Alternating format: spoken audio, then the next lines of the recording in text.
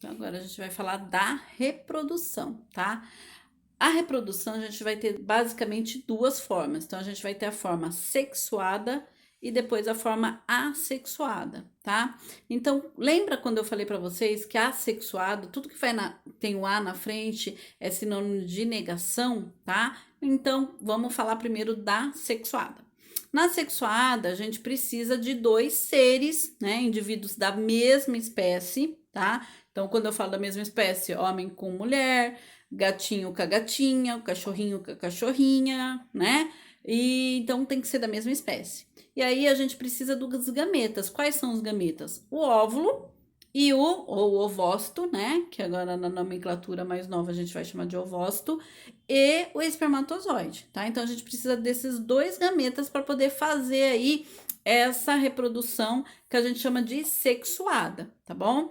Agora, existem aí alguns, né, seres que se tem esses dois sexos. Então, como por exemplo, quando a gente fala da tênia, a própria minhoca, tá? Então não precisa aí realmente do casal em si. Eles acabam aí, como eles têm os dois sexos, eles acabam aí fazendo essa reprodução aí sexuada, ok?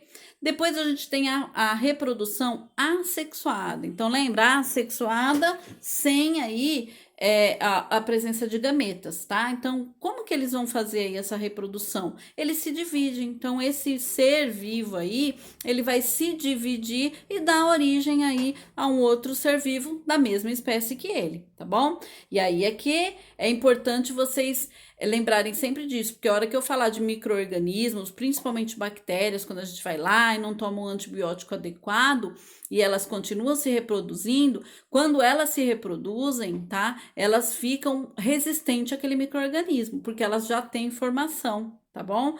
E aí lá na frente eu explico um pouquinho maior. Então, uma dessas, quais são aí os seres vivos, por exemplo, os que são assexuados? A leishmaniose, lembra?